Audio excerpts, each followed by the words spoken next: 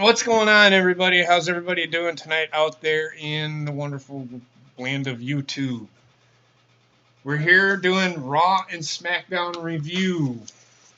With me, I have Trek, Basement, and Bobbit. How are you guys doing tonight?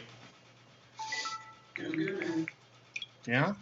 Glass bottom boat ride.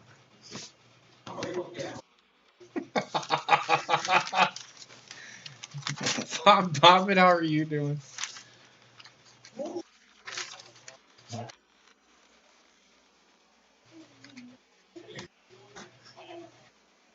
Okay, well, I guess it's a new thing.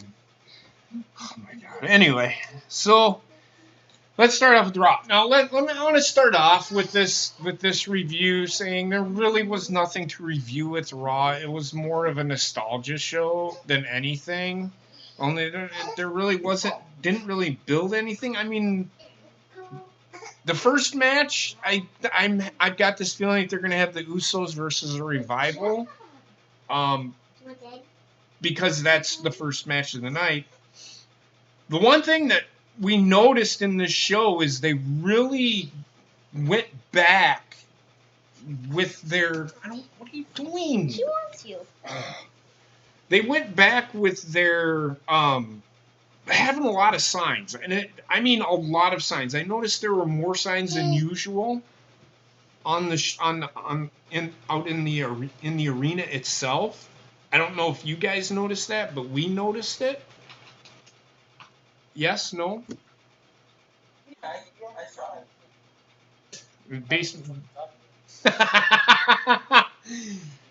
Well, I mean, you know how, like, during the Attitude Era, how they used to do all the signs and stuff?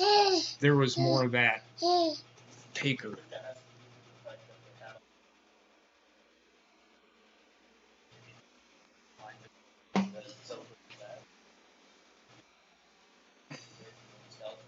No. That's what I'm saying. I think they allowed that because of the nostalgia. John Cena started the show. He came out and he got a pop. He got a huge pop. I mean, he got the typical, John Cena sucks, which is typical. He comes out, and then the Usos come out. They challenge him to a rap battle.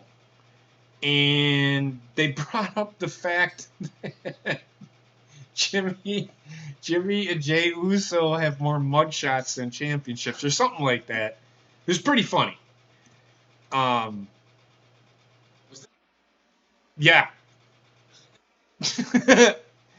So, but they did the Usos did the typical the Usos did the typical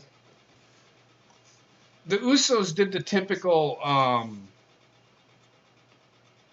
well, he left for Hollywood. Yeah. And then John Cena came back and he dropped the bomb on him. And they just stood there in dumbfounded look on their face like, oh shit. So then Rikishi comes out, starts a nostalgia act, and here's where WWE failed. What is Rikishi known as? What is his gimmick? Stink face. Okay, well, we didn't even get that, but there was another thing that he's known for, and it's that break dance fucking thing.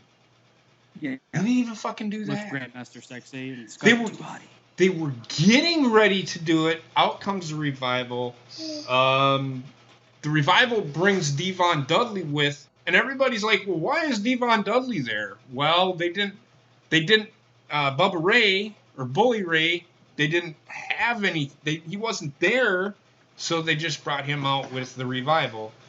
Who ended up winning that match? Oh, the Usos ended up winning the match. John Cena ended up leaving, so that it was kind of like... He left during the commercial break. It was a fail. It just didn't... I'm like, really? You have John Cena out there? I would have let the rap battle go on just a little bit longer, because it would have been a really good segment had they done that. And then at the end of the match, they didn't even do a dance break. Didn't do a fucking dance thing or anything. You know, like they used to do at the end of matches. Epic fail. Epic fail. It seems like they stuck with like foreplay and never got to the actual good shit. Yep, they didn't. And that's throughout this whole fucking show. That's the exact same thing. But also, what the fuck is the pairing of Devon and the Revival? It doesn't even make any sense. Well, they had nothing for Devon to do because Bully Bubba Ray didn't come or show up or take the invitation. Even if Bubba was there, the pairing of those two still doesn't make any sense, does it? No, it doesn't. Unless it's more old school, but I don't see the significance of them being together. Can somebody come get her, please? You're fine. Sorry, my daughter's. Start talking about Raw. We have a crime, baby, on round 5. They had Hulk Hogan and Jimmy Hart backstage, and then the Usos match. They did picture-in-picture commercials for this show. Which is fucked up because I thought the whole reason they weren't doing that was some sort of thing USA Network and Raw had worked out contractually to not allow that to happen. Right. To find out that they could have done it the whole time, yet they weren't doing it, makes no sense to me. Right. No, I agree. Booker T was on commentary. I don't know why. It's nostalgic. Get him on there, I guess. Alicia Fox and Caitlyn with Dana Brooke and Tori Wilson and Santino Marella. Morello. I don't know what the significance of that was. Wasn't that one of the title changes? Title changes? No, that was when Drew McIntyre was getting ready to go out. Oh, yeah, Drew McIntyre looked at all of them and said legends and then kind of scoffed and then walked away. We got Drew McIntyre versus Cedric Alexander. R-Truth and Carmella backstage interview with Charlie Caruso. I don't know too much about that. What was that about? I think I stepped away. What? Charlie Caruso was interviewing R-Truth and... I couldn't hear it because you had lowered the volume at that point and you were talking to somebody. Okay, well, whatever. Do either of you two remember Bobbit Trek? He was basically talking about his time at Comic-Con. Oh, yeah. So, I think this is why I hate this fucking title. The show revolved around the 24/7 belt. This whole show. That's what this whole show revolved around was Legends getting the title. In fact, the Godfather inducted Charlie into the Ho Train. Drew beat down Cedric without even letting the match start. I don't even know who won that match. I don't even think it... It wasn't a match. Oh, it was just a beatdown? Okay.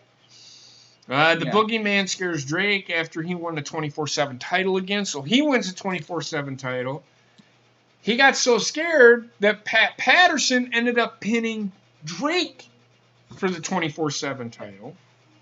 Christian then joins commentary. Lillian Garcia announces the Viking Raiders versus Kurt Hawkins and Zack Ryder 30-second squash match. See the theme? They go backstage. Eve Torres and Eric Bischoff with Mike and Maria. They had a fight. And Ron Simmons looked at Mike Kanellis and said, "Damn!" Using Jimmy Hart's megaphone. Man, you ever watch a TV show and once they get into the later seasons, they have these episodes where they just basically hint and recap everything that happened since the early seasons. That's pretty much what this Raw was. It was all callbacks to old shit centered around the 24/7 title because it's an easy, lazy way to get everybody involved that's not actually on the show. Right. In fact, Michael Cole made it a point to point out that it was episode 1365 of the Raw. Oh, Michael Cole gets fucking stampeded by elephants. The Briscoes win the 24/7 title. Or no, excuse me. The club. They had a club They had a club state. They had a club segment. They had the club backstage segment. I don't know what the fuck that was about. Briscoe then beats Pat Patterson for the title. Then subsequently loses it to Kelly Kelly. I think we had 10 title changes with that 24/7 belt. Yeah. By the end, yes. Samoa This is the type Joe. of gimmicky shit that's Yeah. way Yeah. too much for me to handle. I mean, it's over the top completely, and the whole show, from my understanding, revolved around it. So it's like Or do you want to say more? the 24/7 title works in small doses, not when it's 3 hours long. Right. Well, what killed the belt for me was fucking Pat Patterson winning it. Yeah, and that was at the beginning. And they didn't even show how he lost it to Briscoe. Right. Yeah, they did. Well, they did, but it really wasn't. They showed it during the commercial break. They did show how Briscoe beat Kelly beat Briscoe. She rolled him up. Just roll up, roll up, roll up, roll up. There was really no this stupid. Samoa Joe then. What was that? I said, yeah, and it was just, I don't want to say worthless, it was just pointless because what I read the next day, Patterson and Briscoe couldn't be taking any bumps, so they couldn't be cleared, so I'm like, why ain't you being included? I get it was a nostalgia trip, but it's like, it just felt like pointless to me. Well, it was a callback to when Briscoe beat Patterson for the title. Or was it Patterson beat Briscoe or whatever? Samoa Joe then cut a promo on the show. Shouldn't be happening. Roman comes out to confront him. Them two end up having a match. Roman ends up beating Samoa Joe. Surprise, surprise. That's Samoa what he's Joe needs to focus. reduced to now. Yeah, he's got to focus on the 24/7 title. Maybe he'll actually get a fucking win for once, because the guy is useless, and the fact that his character relies on him being intimidating. The guy is fucking wakes up, loses, goes to sleep. That should be his fucking moniker. Right. Yeah, exactly. The next thing we got was the Miz segment. We got Seth Rollins making weird faces, sounding like he's on drugs. Seth Rollins needs to be drug tested. This guy, I swear to fucking God, is getting more and more cringe by the day. Becky Lynch is seeping into his soul. Oh my God. It is, they need to fucking get the title off. Well, they need to not put the title fucking back on it, period. The guy needs to be as far away from Becky Lynch as possible.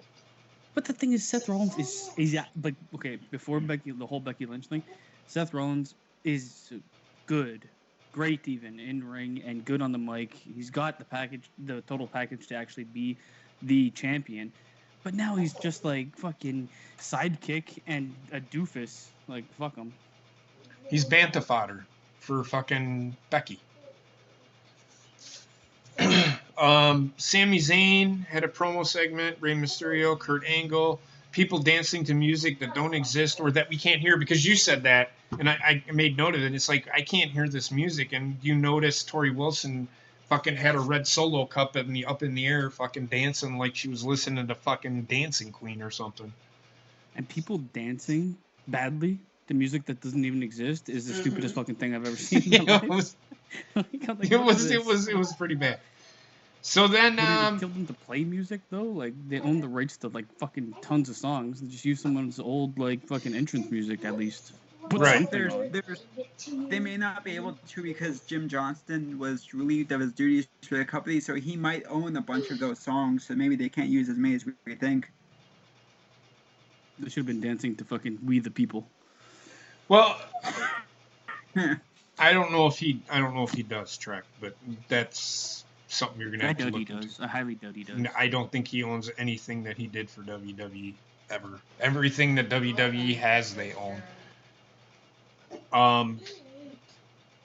Candice Michelle then becomes the 24/7 champion. Then Alundra Blaze wins it. Next thing we get, Rey Mysterio and Sami Zayn, and Rob Van Dam, Sergeant Slaughter, Hurricane Helms, Kurt Angle, and Rey Mysterio. Rey Mysterio ends up winning with the frog splash. I could give two shits.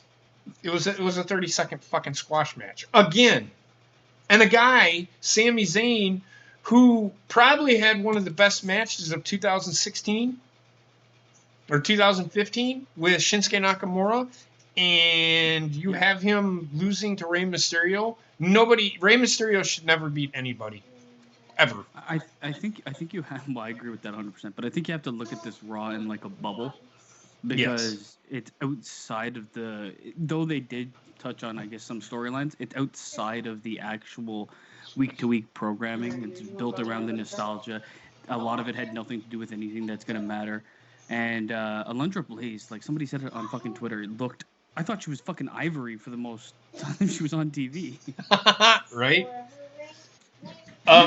We'll talk about it on Friday, but then apparently Alundra Blaze and fucking Lacey Evans are having a Twitter feud. Who cares? Everybody's just speculating as to what fucking that means. Absolutely fucking nothing. We'll talk about that tomorrow night, though. Let me see. Alundra Blaze, or no, then the Street Profits come out and they did their usual fucking, well, they did their backstage bullshit that we see every fucking week. They can fuck off. I'm done with them. I don't care. They need to not be in WWE. They're Was getting this the on my time where he was like, I was nerves. partying with RVD? Right. They acted Was like this they the were at a moment? fucking... Because I don't know if it was or not. No. They acted like they had been at a party with Rob Van Dam smoking the ganja. Then the next segment we got was Alundra Blaze comes out, and they had conveniently placed a trash can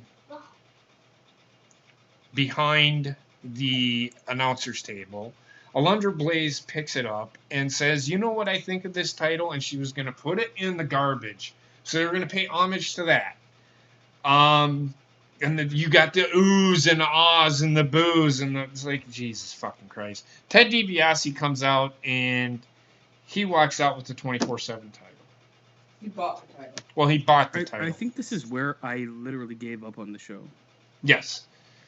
Jerry this the was King... the moment because nothing was making sense. It was all just like, how many bits of like what happened in the past can we fit in nonsensically around a title nobody really cares about because it's literally a prop to lazy storytelling. Yep. Jerry the King Lawler then comes out, and I think he's on commentary? Yes. Okay. And then we have AJ Styles versus Seth Rollins. This... And everybody, I'm telling you now, fuck the club. They're dead. They're called the OC, Nobody cares. Okay? Nobody Get it right. cares. They're destroyed. Orange County or whatever the fuck that show was. Yeah. Mr. Barton fucking bulimia herself in the middle of the ring. It was called waste of time. It was terrible. So essentially, the club, who, and all those New Japan people out there, when they were part of the Bullet Club, they never cowered away from anybody. What is the first thing the three of them did when fucking DX came out? They cowered.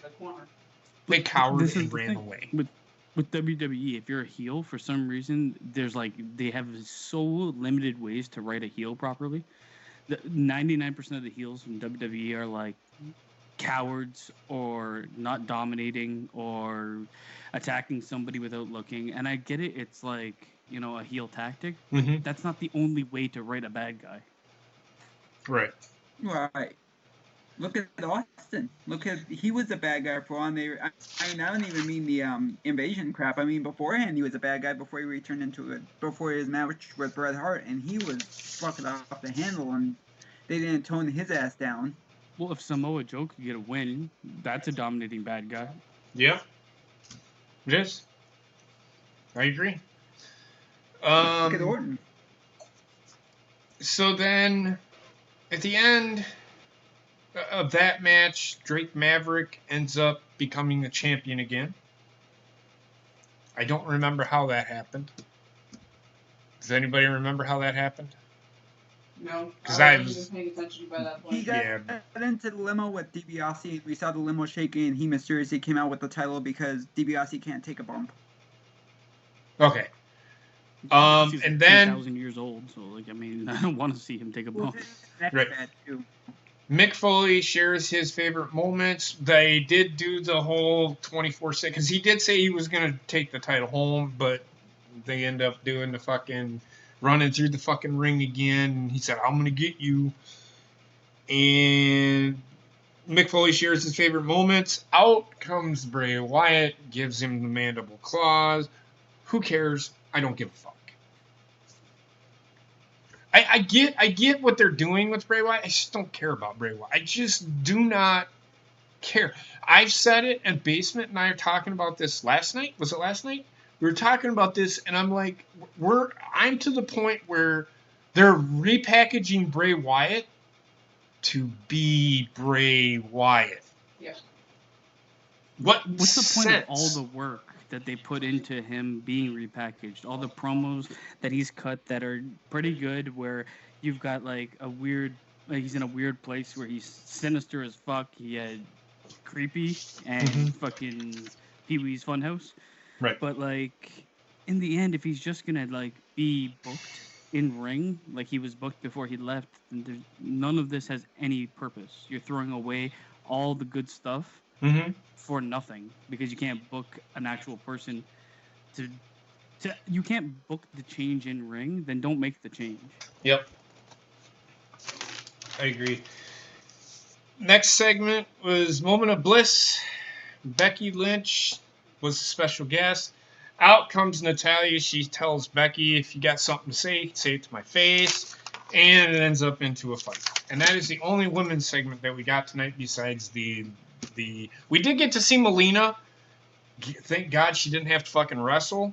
God awful cringe. I will say this though before we continue onwards. It like them throwing Bray Wyatt into this 24/7 title debacle nostalgia bullshit is kind of like, imagine they did that with The Undertaker. I don't know that he wasn't in that segment. No, he's just saying imagine if he was. Oh, imagine. Okay, I'm listening. Like, Sorry. Imagine Bray Wyatt attacks Mick Foley, and it's like you've now used his character as like part of the fun that's happening with the nostalgia of Raw. Imagine you did that with The Undertaker in his heyday. It like devalues this sinisterness you're trying to build for that character. Keep him away completely from all this goofy bullshit. Right. Yeah, Unless I he's agree. gonna show up as the like the fucking sweater and high collar. If he's showing up like that, I can take it because that is the goofier side to him or the fun side to him, and that can work. But him in the Fiend mask, no, I don't like that. No, me neither. Becky Lynch and Natalya, they did the usual beating the crap out of each other. The refs come and break it up, and that's the end of that segment. They go to Drake Maverick. Drake Maverick's calling or getting ready to get in the limo. R-Truth throws him up and pins him. He jumps in the limo and drives away, and the segment ends with Drake Maverick's wife and R-Truth in the limo, and Drake Maverick and Carmella standing backstage. So all runs about comes back to R-Truth being the champion again for the 33rd time. This is why I do not give two fucking shits about. It's not even fucking funny anymore. They ruined the absolute shit out of the. I was kind of coming around to it, and then they fucking pull this shit. I don't want to see that fucking title anywhere fucking near my TV anymore. I do not fucking care about it. Well, it's the same thing we've been saying for a long time. Quality over quantity. WWE doesn't get that concept. They go the extreme other way. You know what? It worked and people laughed a bit. Let's fucking devote everything to it and show it constantly. It's like, yeah, well, now it's dead. Yep. It is. To me, it's a completely dead concept. I was starting to come around with it. Nope, not anymore. Fuck it. I knew that once I started liking it, it was gonna turn to shit. Everything that I start liking, they just fuck up. That's fucking WWE. Like that, the concept for that belt was built for what they wanted to do on this show. They wanted to highlight and show as many nostalgia acts as possible, and how else? What's the best way to do it with the belt? With that belt, because the belt doesn't really mean anything. It's a promo belt. That's exactly what it is. Maybe not a promo, but like a promo package belt, or an entertainment segment belt. Yep. It's not an actual belt that warrants any real wrestling. Yep. No, I agree. What did you guys think, Bobbit, Trek? It was overexposed, and it just makes it even more evident that the belt is a prop. Like Bruce Pritchard says, the belt is a prop. It's up to, I've said before, I'll say again, It's up to whichever champion holds that belt to make it mean something, and all they do is hot potato, hot potato, hot potato between half the people who don't deserve it. It's become a big fucking joke. It's like it really feels now like it's just some merchandise. Like I would not be surprised if that belt starts showing up on Shop Zone and we see a million kids with it in the front row holding a green fucking belt. It's become a prop. I had high hopes for it before because I liked the hardcore child. Like, oh, maybe if it's like this, it's like everyone's gonna win the damn thing. I could jump in the ring and win the damn thing if I wanted to, probably. And it's become a joke. Whatever. Bobbit? Well, first of all, can we never see Trek in a wrestling ring, for the love of God? Another thing. I was all for this belt, but as soon as fucking Pat Patterson won, I'm like, yeah, I'm done. This has gone too far. Yeah, I was done with it before it even started. And then they started... the potential of that belt, the potential was always there for that belt to work, and Yep. they utilized it correctly on at least one Raw, maybe two, where they had one segment, and even if the one segment's reoccurring, like the hotel thing that they did, where it was like, you know, we're going to show you a minute of precursor to what happens in the hotel room, and then later we're going to show you what happens in the hotel room. Perfect. Leave it at that. Mhm. That's how that belt should work. That's how that belt should be portrayed. You'll get a year or two of use out of that belt if you do it that way. Right. But if you overexpose, the belt's dead already. That's the thing. Like, yeah, overexposure is what kills most of WWE's good ideas. Yep. Agreed.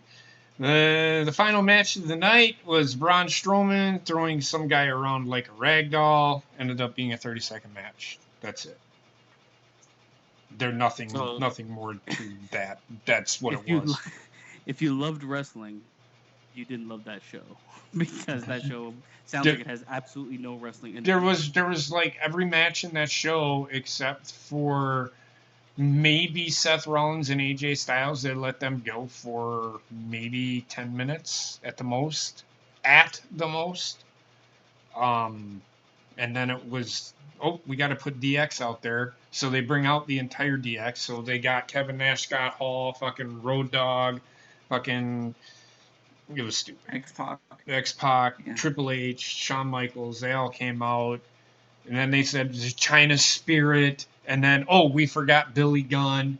It's like, oh my God, you just stop. Just stop with the fucking bullshit. This is why I hate Nostalgia Act shows. If they're gonna have these people actually compete inside of a fucking ring, then I'm okay with it. But they didn't. They just stood around acting like fucking assholes all night. Well, this is them basically going down the Nostalgia Act road, but pandering to the entertainment half of WWE, and like kind of neglecting the actual wrestling part of WWE, which is pretty much what they've done for a long time now anyway. Let's all agree that WWE is entertainment over wrestling, and it's been that way for a very long time. But this is complete entertainment side and no wrestling. Right. It's just a ratings grab. Yeah. And it worked. It worked. They had the highest viewership that they've had in a long, long time. And then they replayed it the next fucking day. I went to watch SmackDown. They're replaying it. They replayed the Raw the next fucking day. They replayed it 3 times in a row. Just to get more viewership. The fact that the Nostalgia Act show, featuring a bunch of people that no longer can wrestle because they're retired, brings in more viewership than the actual show they're producing, shows the state of that company right now. Yep. People would rather see Mick Foley wander around backstage than watch the actual regular Raw. Like, for far too long have they really relied on the heyday of WWE. Mm-hmm. Without producing what could be the next heyday, and eventually you're not going to be able to do that when these guys are no longer around. Yep. Right. I mean, you look at Ric Flair and Hulk Hogan. They're getting up there in age. They aren't going to be here much longer. Do you That's the think in next. the future, if they do a nostalgia show and it has Seth Rollins in the back or Roman Reigns, that's going to get anywhere near the same pop that you get from these guys? No, because the era those guys live in is nowhere near as popular as the era of Stone Cold, of The Rock, of the Attitude Era. No, I completely agree. Then to end the show, we got a toast to the WWE. We got Ric Flair come out to his theme. They had all the legends come out to the stage area, and they stood there talking like they've had the greatest time of their lives, and they just got a check, and they're good for it. Then Hulk Hogan comes out. One thing I noticed it was funny is watching Ric Flair dance when Hogan's music hit. He started dancing when Hogan's music fucking hit. Like he started doing this shit. Like what the fuck is this guy doing? So and then Hulk Hogan's like, yeah, brother, did his whole fucking spiel, and then Stone Cold comes out, goes to the ring, does his fucking spiel, drinks his beer, and that ends the show. Hogan must pose. It was fucking stupid. This entire show did nothing to build to SummerSlam. And SummerSlam is only 2 weeks away. Yep. This company... Well, I mean, if you know WWE, they only really build for 2 weeks anyway. Towards anything at this point in time. They very rarely use the full month that they have to build. They usually maybe plant a seed or two in the first week. But there's always at least one Raw or one SmackDown in that build that just throwaway. Right. Yeah, but that was the end of Raw. And then I come home from work the next day, and they're showing Raw on TV again. I'm like, what are you doing? Ratings grab. That's all it was. That's all it was. It was a ratings grab. It wasn't even to fucking build anything. They could have at least incorporated storylines into. I mean, they had an opportunity for the fucking. This just goes to show that fucking trying to align Becky Lynch with Stone Cold. Really?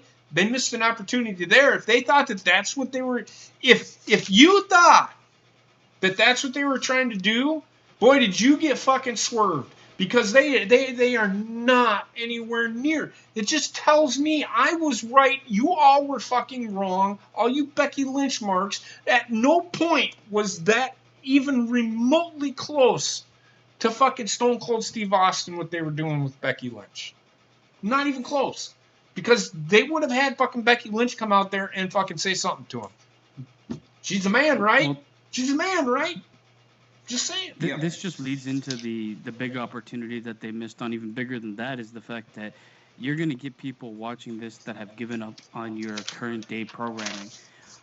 Why not highlight some of what you can do current day to get those people back watching? You basically got the ratings boost for one night off of nostalgia, but you didn't capitalize off of what you were doing to get those people back into wrestling. Yeah, they could have had like. They could have did something with, I don't know who. You could have done something with Triple H and somebody incorporating a storyline of some kind. They didn't even fucking do that. They didn't do it. The prime thing is highlighting Becky Lynch and Stone Cold. Think about that. Like now you're showing that there's like a female version, or what people want to believe, the female version of Stone Cold. Maybe that's going to suck some people back in to watch, say, oh, they're kind of retreading the ground I used to watch, the ground I liked when I watched wrestling, but they're doing it from a different angle, so maybe I'll be more invested and willing to watch another Raw or SmackDown. But they didn't capitalize at all. All they did was feature nostalgia in itself, like a bubble. And you saw it and you were like, oh, I remember those guys. Well, I guess I don't need to watch next week, but I remember those guys. Right. Yep. So then we actually we'll move into SmackDown. You guys ready for SmackDown? I know, Basement, you didn't watch it. I saw the first half an hour. Okay, so really the first half hour is pretty much the big story. I could give shit about Kofi Kingston, although Randy Orton and Kofi Kingston could steal the show at SummerSlam. But I honestly will get into that. Shane McMahon, I don't know if anybody paid attention on Twitter, but in Twitter, Kevin Owens put a challenge out to Shane McMahon. You face me at SummerSlam. If I lose, I will quit WWE. So Shane McMahon responds to Kevin Owens saying he will accept that challenge. And I don't know if what happened here, Trek, Bobbitt? What did he say? He accepted because Kevin Owens was like, I'm going to kick your ass. And Shane McMahon was doing the, ooh, I'm really scared thing. So I think he accepted. Okay, but the whole Elias Drew thing, what the fuck are they incorporating? Are they incorporating that at all or no? Into the basically, I haven't heard anything. Shane was like, "Oh, Kevin, you're gonna have a match tonight," and like, I think Elias was the timekeeper. Drew was the special rep. No, okay, so they're not adding Elias and Drew to the match between Shane and Kevin Owens. Okay, that's what my question was. I'm sorry, I pretty should have specified. So they have that, I do know. Elias, Drew, and Shane. Shane's going to be the ring announcer. Elias is going to be the timekeeper, and Drew is going to be the referee for the match between Kevin Owens and Roman Reigns, which is the main event. I don't know what the exchange was backstage because I think I was talking to Heather at the time. I think they were just talking about planning on what they were going to fucking do. They're just going to fuck over Kevin Owens. Who cares? And Roman Reigns while they're at it.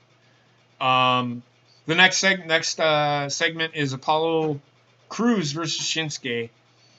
I think that they might be kind of pushing Apollo Crews a little bit.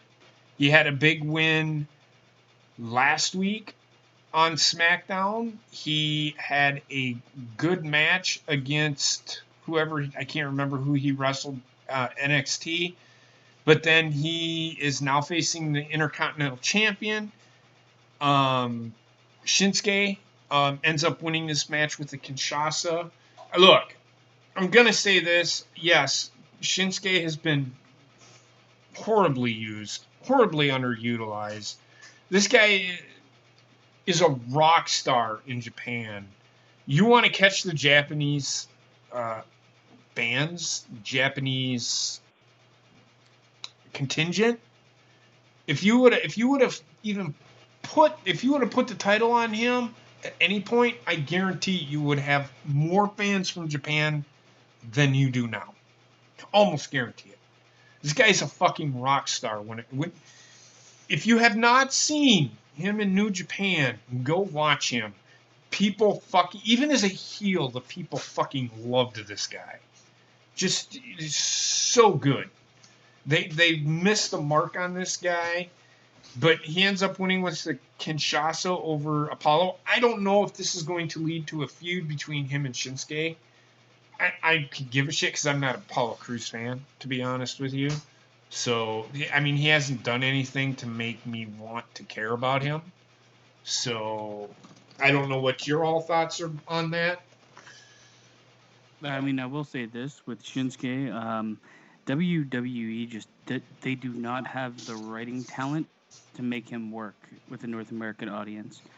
They don't have the writing talent, they don't have the patience, and they don't have the booking to make him work, which is why he's failed.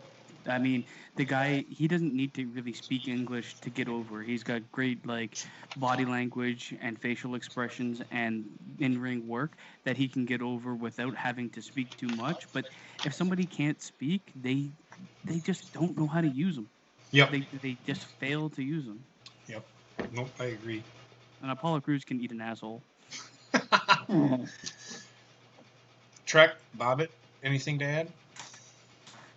I think Apollo Crews should be back in NXT. I like the guy, but he was brought up way too soon. They barely had used him in NXT. I would not be unhappy if he went back down there. As for Nakamura, push the crap out of him. It's past time, and they ruined that character if they haven't. Now we just got the Intercontinental Championship. I'm glad about that, but it's is it too little, too late now? I mean, Apollo Crews doesn't have a character. No. He just doesn't. And he didn't have a character when he was called up. They were working on his character in NXT, and they didn't get anywhere near where he needed to be called up because he was just an athletic in-ring guy. I have no idea what his character traits are. He's a blank slate. Agreed. Bobbit, anything to add? No, other than they should have done something with Shinsuke a long time ago. I mean, that's the sentiment, everybody's sentiment. Almost everybody says that, and I concur. The next segment, we got Mandy and Sonya, and they're backstage talking. Mandy got them a tag team title match. What about Kyrie and Asuka?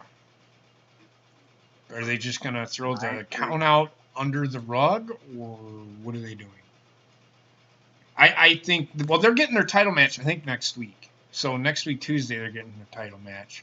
So you might get a triple threat between Asuka, Kyrie, Mandy, and Sonya, and the fucking Iconics. I think that's what they're going to do. No one likes the Iconics. That's coming from an 8-year-old girl. I'm Yep. being serious. She's the only one that pays attention to what I have to say. Anyway, Well, before you move on, I will say, go like, ahead. I mean, with Kairi Sane and Asuka, like, this is the thing, and they did this with Shinsuke too. They have this idea that nobody, when you debut somebody or debut a team, you can't just fuck the dog for a good year and do nothing with these people and have your audience not remember. Like, all of a sudden, they think that, like, they can do nothing with someone. So, for instance, they can do nothing with Apollo Crews for 2 years. All of a sudden, turn the light switch, and magically, he's great. Like, what you have to continuously build. Everything you do matters to the next thing you do. That matters to the next thing you do. And in some cases, yes, you can fully repackage somebody, but that involves taking them off TV and actually repackaging them. Right. Apollo Crews is the same guy he was 2 years ago, just now getting more spotlight, more in-ring time. Like, you need to devote time and effort to building from the beginning and not just doing. Why pull them up to do nothing with them, and then eventually be like, now it's time to care about this person, because nobody will. Yeah. Bobbit. I have nothing else to add. Well, what do Other you? than give Asuka and Kyrie the a legit title chance already, damn it. Well, they have, but I mean, they count out. So I think they're still going to get that title shot, but it's going to be at SummerSlam, and it's going to be a 3 triple threat. SummerSlam is another one of those big shows where they're going to try and get everybody on the card, just to get everybody on the card to get them a payday, get them that bonus, because apparently they get bonuses for doing all these shows. So whatever. I think it's a waste of time, but that's just me. The next segment was Shawn Michaels and The Miz was on Miz TV. Dolph Ziggler comes out, and I had my TV muted at the time, and I can't remember what we were talking. Heather and I were talking about something, and something happened, and I looked away, and then I looked up, and then the next thing I see is The Miz. Did Dolph Ziggler super kick The Miz, or did Shawn Michaels super kick The Miz? He went to punch Shawn because Shawn called him a second-rate Shawn Michaels, and then Shawn ducked, and he ended up hitting The Miz. So I think Shawn clocked him and then went to check on Miz, and then Ziggler super kicked Shawn. Yep. Okay. So I don't know what they're doing with this at all. I don't think this means that Shawn Michaels is going to have a match. I think it's going to be Dolph Ziggler and The Miz are going to have a match. What about Shawn Michaels being guest referee? That could happen. That I could see. Because there's a bit of a storyline. If he took a bump from Ziggler, then he's going to kind of be one-sided. He's going to be with the face over the heel, so that might be something. Okay.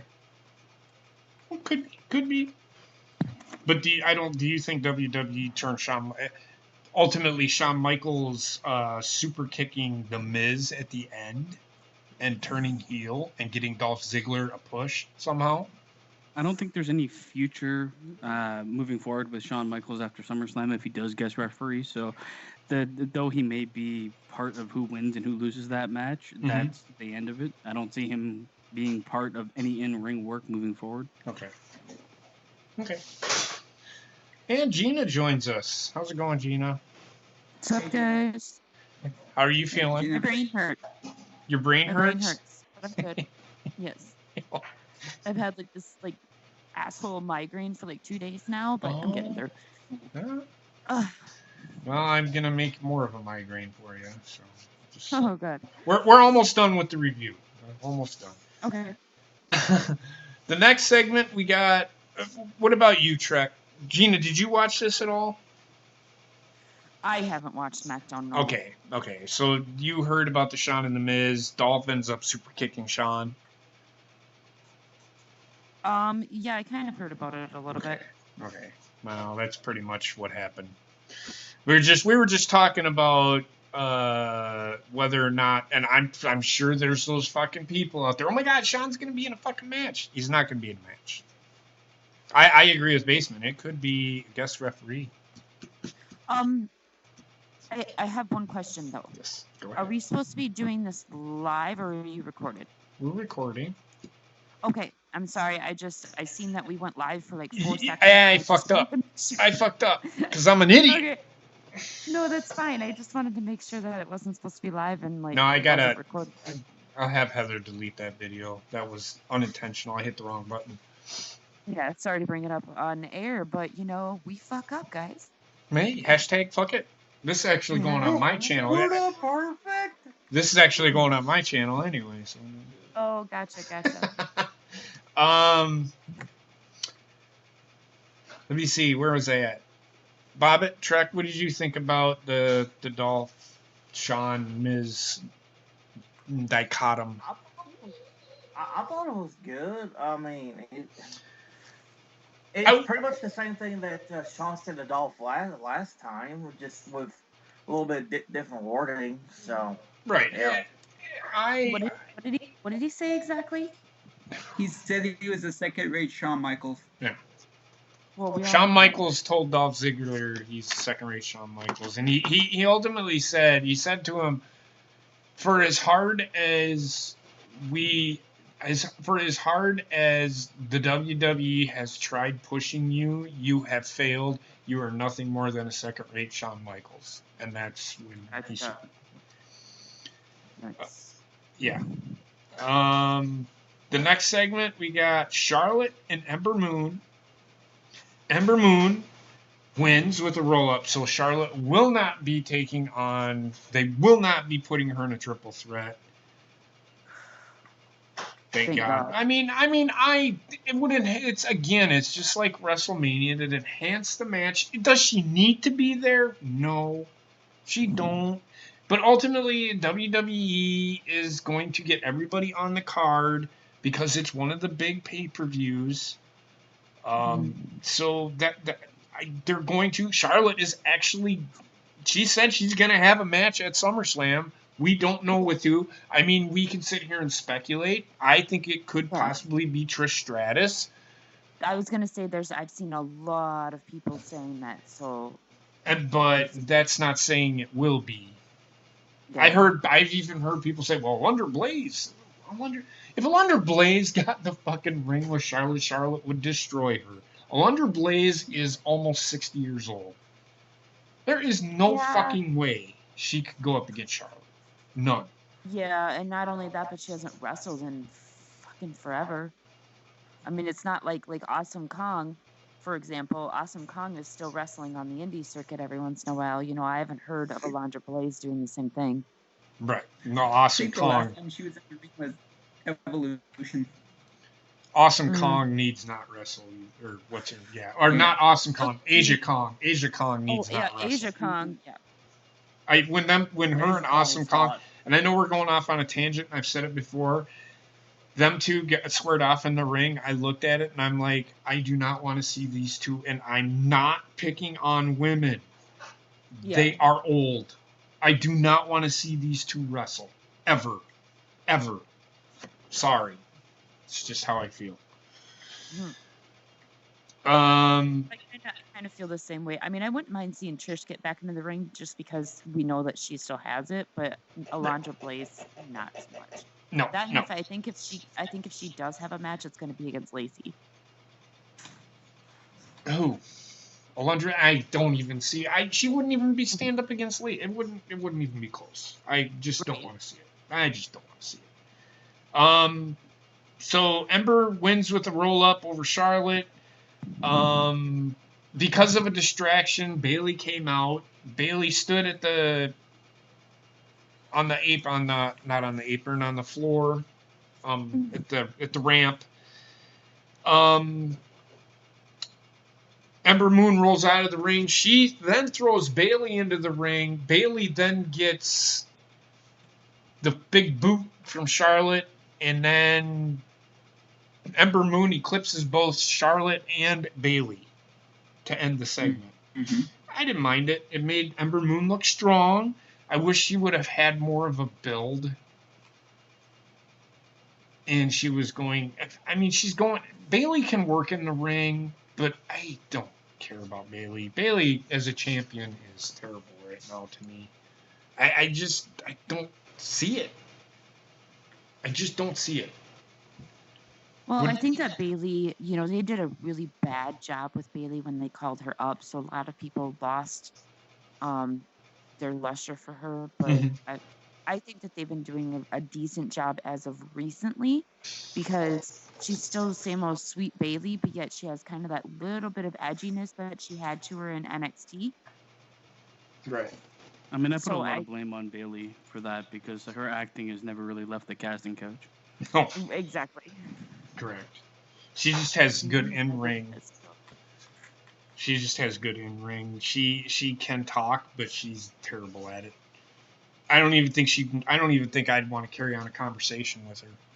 No, she's also like her eyes are dead for some reason. But she's like so super. The rest of her face is super happy, but her eyes are just completely dead. Right. She looks like she stuck her head in a beehive. Jesus Christ. The next segment we got is Kofi Kingston versus Kofi Kingston and Randy Orton faced off in the ring, and this is actually a pretty good promo because they carried back to 10 years ago when Kofi Kingston and Randy Orton faced off. How that feud never really got off the ground, and they had to end it because Kofi ended up. I think he tore his pectoral muscle at that time. Okay. And Randy Orton said, I didn't have to get over by fucking Working hard. I just had to be Randy Orton. I just have to be Randy Orton. I don't have to fucking throw pancakes out into the crowd and dance around like I got ants in my pants. Which is ultimately what Kofi Kingston is to me. I really want them to get the title off of this guy like that. And that's sad to say because I was excited for him to get a title shot. Now I don't give a shit. Because they didn't have him kind of step away from be the champion, not a fucking comedy act. See, but I kind of like what they've done with Kofi because they didn't change who he was. Because I think the New Day is. I don't think that's so much of an act for Kofi and Xavier and Big E. I think it's very much their personalities. Okay. When they're around each other, that is just brought out, and I like the fact that they didn't change him and make him turn on the New Day and destroy that, and make him into this huge bad guy. Well, then I'm going to say this. They should have never put the title on him. I mean, I don't know. You've had other champions that are happy. I know that, and I did not care for it. My champion has got to be somewhat... Yes, he gets serious inside. It's more... How do I say this? You know how I feel about the Street Profits. They're the NXT Tag Team Champions. They act like fucking goofs. But they act serious in NXT. I can't take them seriously. I can't take Kofi Kingston seriously. That's my problem with it. If I can't take him serious as a champion, I don't want him to be my champion. That's just me, though. I've always Yeah. been like that. It's just a taste. Everybody's like, well, fucking Stone Cold did. When Stone Cold did shit, it was more serious than not. Well, and not only that, but even when he did the funny stuff, he had a little bit more of the edginess to like Yes. his was a lot more like our type of sense of humor where it's just more like that sarcastic underlay, Yes. like that undertone to it, whereas Kofi is like me in high school. He's like a bottled up, pent up. He's as if you take energy and put it in a bottle and just start fucking shaking it. Yeah. But Agreed. also, like Stone Cold, he had developed his own track record prior to the funny side of him that came out later on before he like gave it all up. And he kicked ass for so long that even if he did the funny stuff, you still knew that like when it came time, he was gonna kick someone's ass. And Kofi's never really had that prior.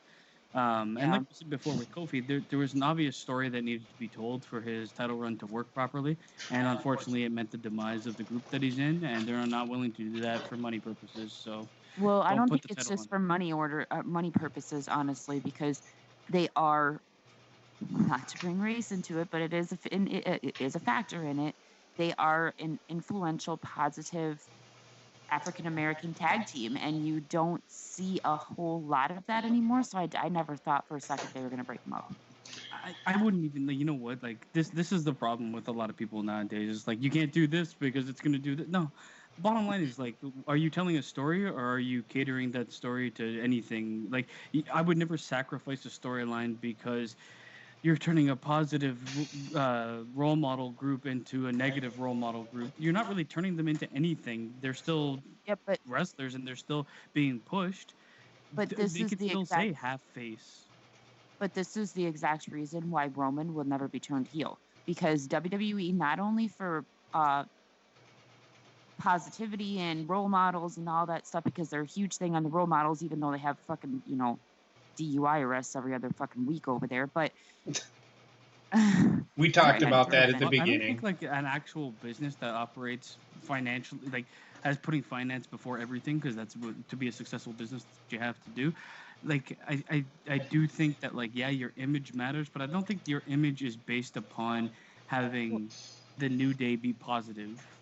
Yeah, but like what I'm saying is because they are such big merchandise sellers and they are huge role models for tons of children out there, so like they're not gonna flip them heel. It's the same for Roman. Like Roman is tied with the cancer research thing. Not even when it was before his cancer came back. He was tied to the cancer research, and he's one of their top merch sellers as well. So you're never gonna see him turn heel. No, I agree with you, but see, this is the problem with WWE. They sacrifice money, or no, they sacrifice storyline for money, and that's Yeah, they sad. sacrifice storyline for everything, which Yes, is why the that's true. storyline fucking That's true. sucks. That's true.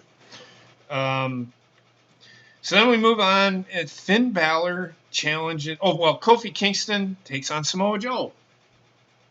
Let me guess. Let me guess, Joe. I don't even know. I think there was a disqualification. Oh. Yeah, Joe it was did? Kofi. Randy Orton interfered. Yep. So I think. Well, Kofi won. Joe still lost. Yeah. no. I think Samoa Joe won. But that would only make sense if Randy Orton attacked Samoa Joe. He did. He did. He attacked him RKO'd him. But you know what is so Like, who cares what weird? Samoa Joe's dead. No, I know. Well, I know that they brought Samoa Joe on for enhancement talent from the very beginning. Yep. Like he said in his special on the network, like he knew from the very beginning. Triple H told him that when he gets called up to the main card, Vince is probably going to use him as an enhancement because of his age. But this makes no sense. He's too good to be enhancement talent. Why don't you And capitalize on his selling points while you still have him? And I completely agree with you. I'm not saying that it makes sense, but it's just that's for some odd reason that's the way that Vince works. Yep, it is. And I don't get it because Vince is huge on his Samoan guys, so you would think that Wait, Joe would get some. I how mean, old fucking is Joe? Umaga got a 36? push. He's 38, Uh, 39, How old is 38. Kofi Kingston? 38. So what the fuck is that? I have Makes no zero idea. sense. I'm just saying what he said in the Yeah, documentary. I know. It's just it boggles my mind with how they treat certain talent that are actually like the talent that at this point in time should be headlining most of their shows. Right. Well, did you guys see on Twitter Joe's win to loss rate? It's 40 wins and 87 losses or whatever. So fucking stupid. Like, there's no reason for it whatsoever. His I don't character pay suffers attention. You know what? horribly because of it. Because his character is the opposite. His win record should be the opposite if they're promoting the character he is. Now his character is completely unbelievable. I can't listen to anything he says. It's the whole Bray Wyatt thing all over again. Comes Well- out and is sinister, or in Joe's case, intimidating. Who are you intimidating when your actual finisher is fucking taking a pin? Well, and if you remember back to his NXT days, like when he came out and everybody chanted Joe, that was because there was a badass walking down the fucking ramp, and I don't feel that with him anymore. I'm just like, oh, here comes Joe, ready to take that pin. You Yeah. know, And he's every- actual believable badass. Now he's just a fucking wasted space. I never want now to see he him. just seems like somebody with a really bad attitude. Yeah, just retire. Please. Yeah. Right. Then next we got Finn Balor comes out, and I think it was Charlie Caruso standing in the middle of the ring, or Kayla Braxton. I can't fucking Kayla. remember. She looks like a 5-year-old. Did you ever notice that? He does look really young, with childish face. She looks like a midget. Anyway, so Finn Balor, glass bottom boat ride.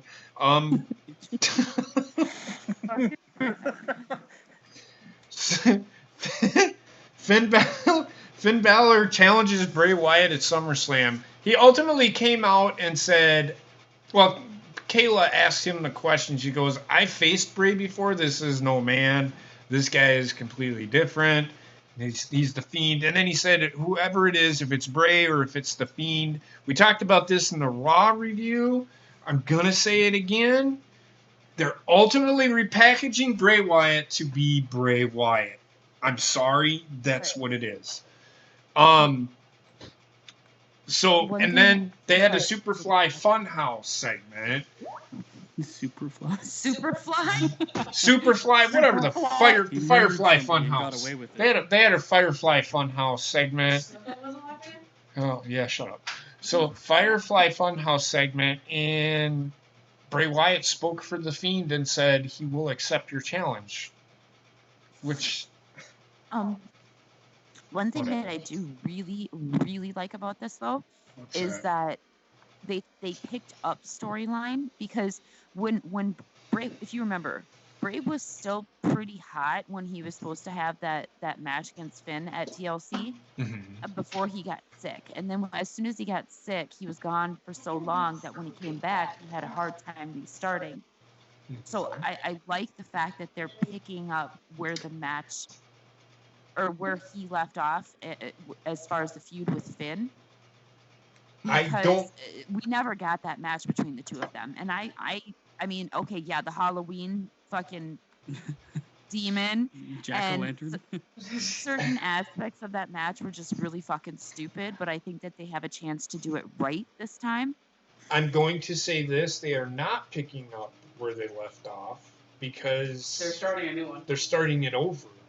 Ultimately, Right, but I mean, because the demon is not going to be in that match. which means that he's gonna lose. Well, What? I mean, he has What, to lose. He has to lose. Hey guys, I'll be right back. My net Yeah, has to we restart. I'll be right back. seen. We're trying not to acknowledge you.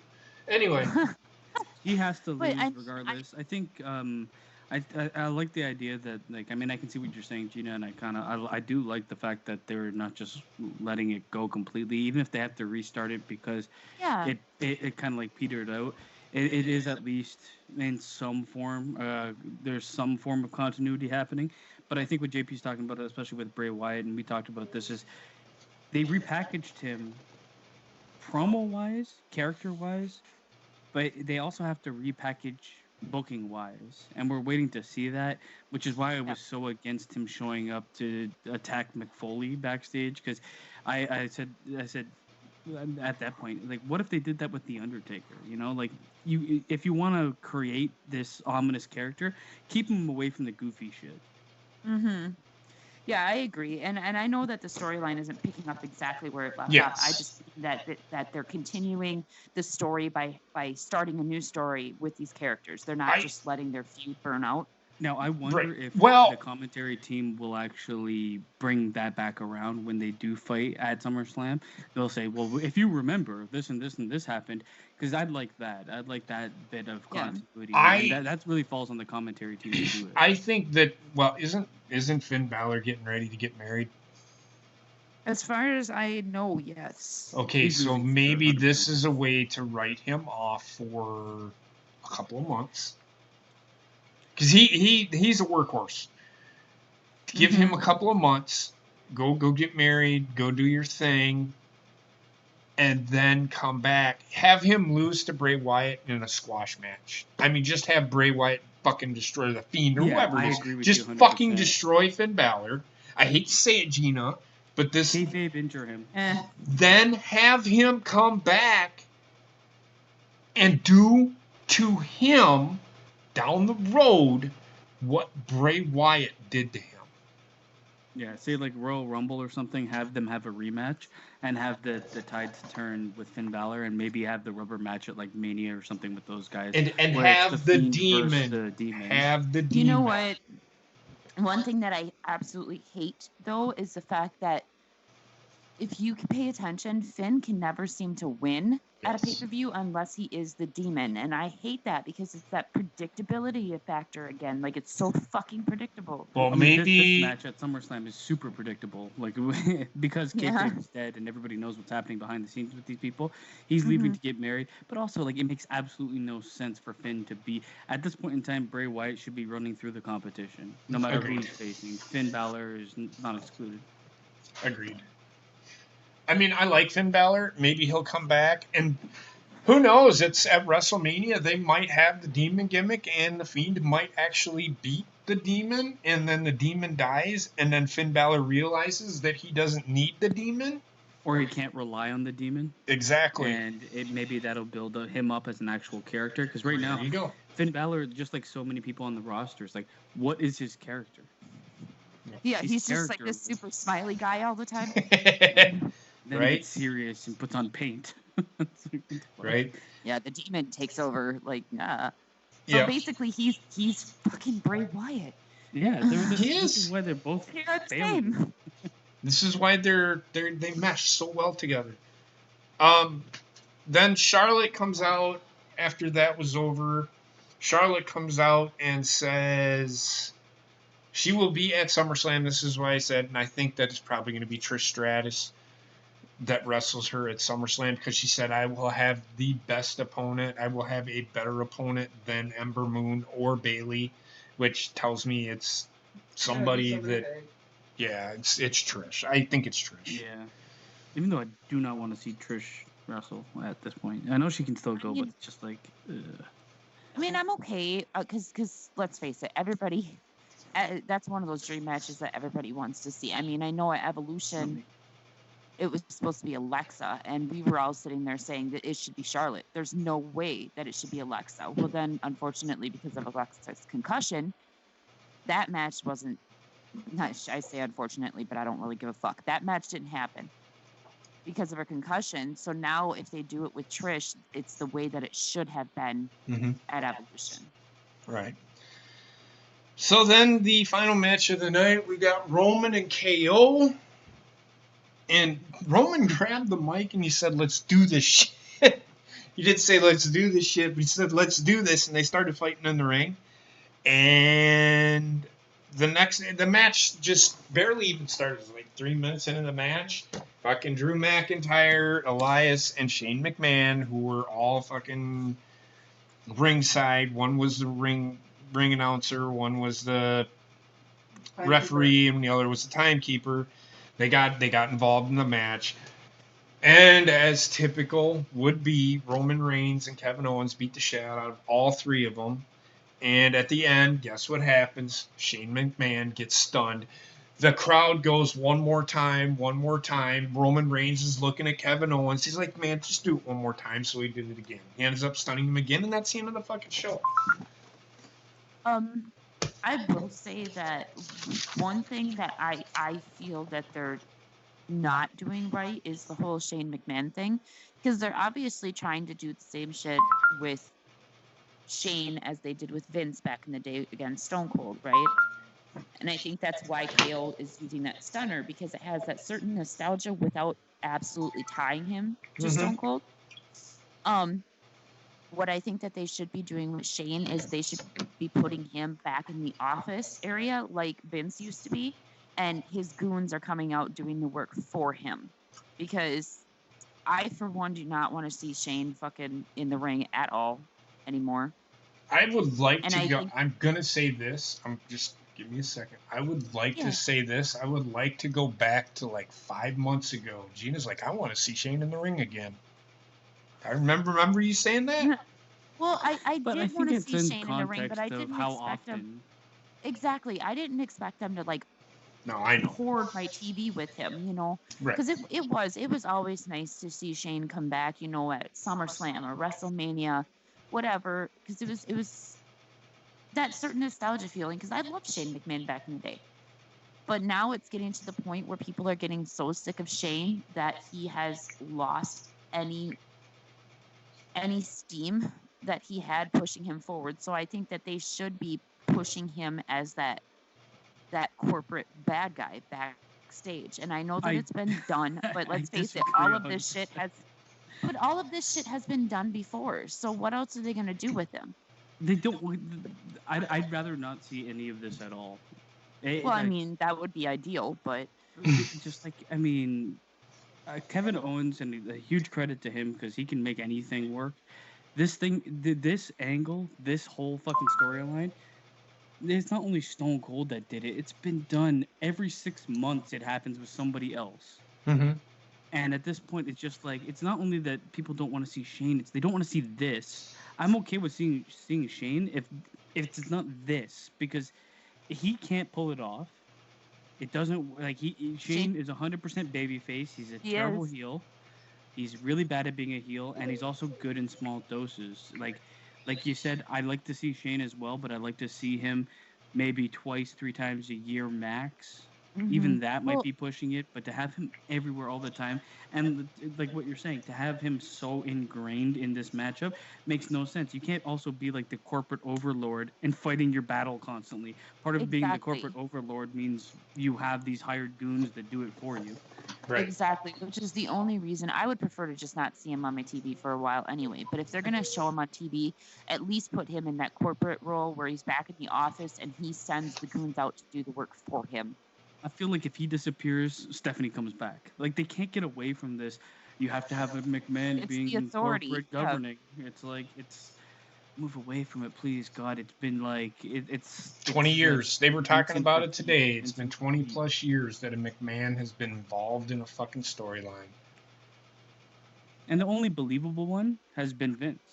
Vince, Yes. yeah. Well, I mean, Triple H and worked for a Stephanie little with the while. authority was pretty believable. I mean, I they. see Triple H, but like when I'm looking at the McMahon, Stephanie to me is just like she's natural born heel, but she's also very extremely one dimensional to Yes. the point where she becomes get off my fucking television heat. No, instead I of- got you. Well, I'm with you.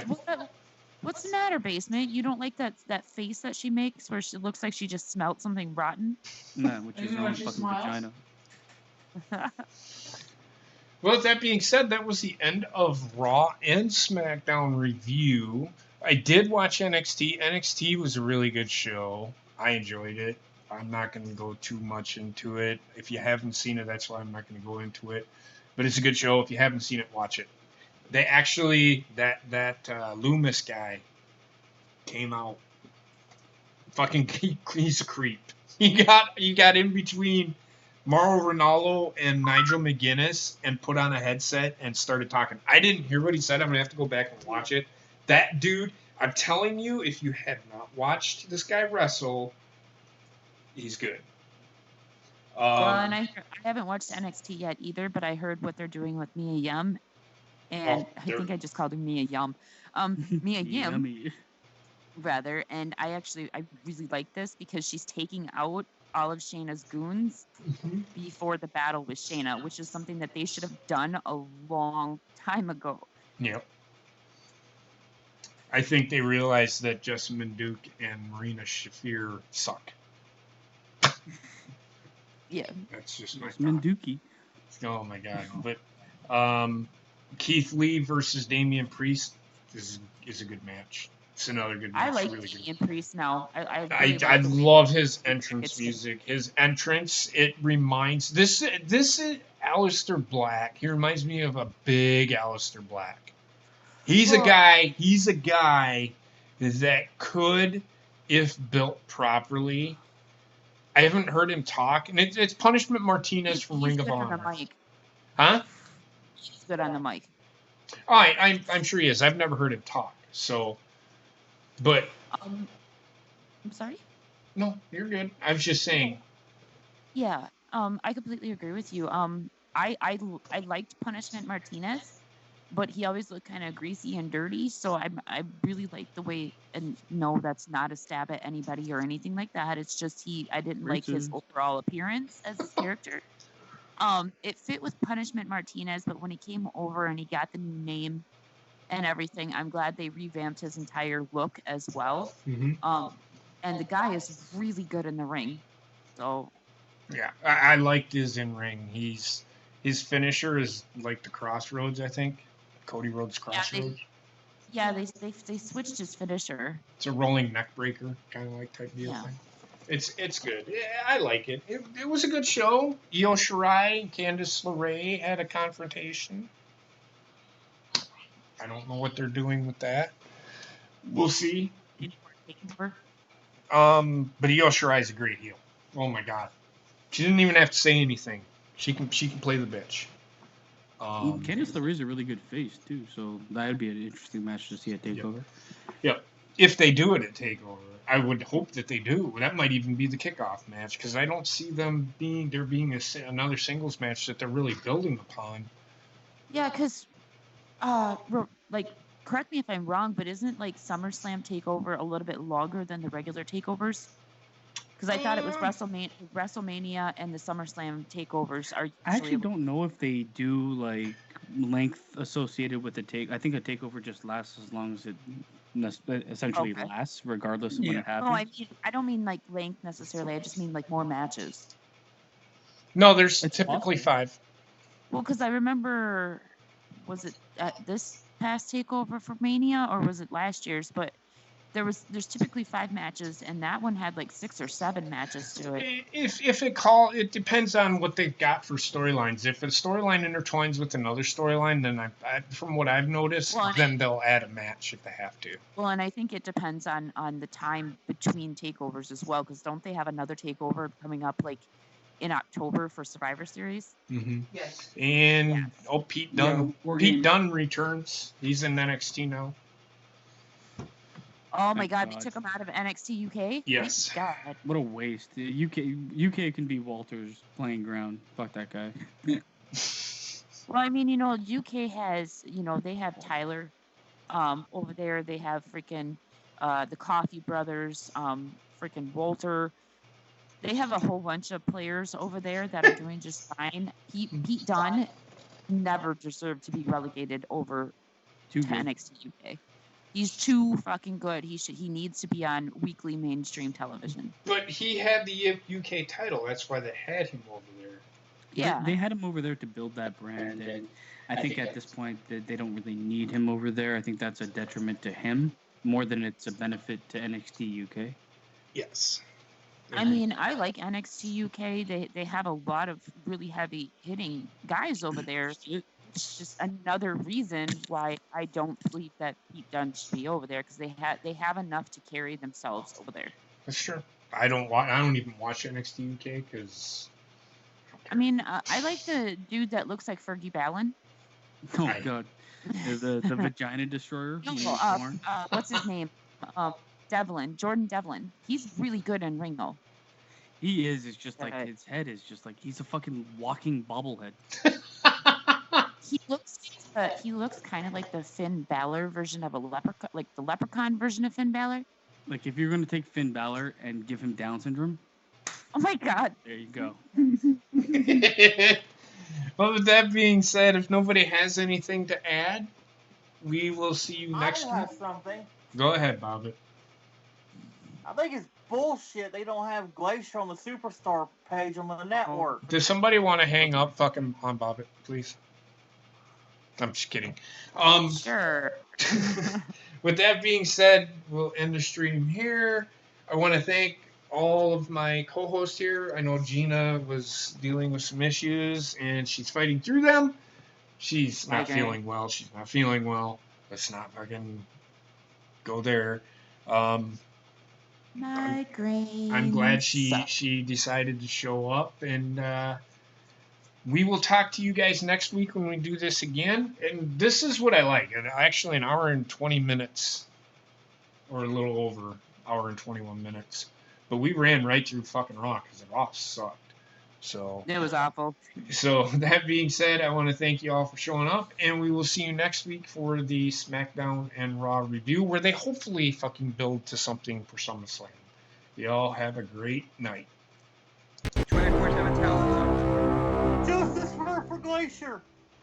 Oh my god. Glacier's dying because of global Oh, warming. fuck you, it's in it.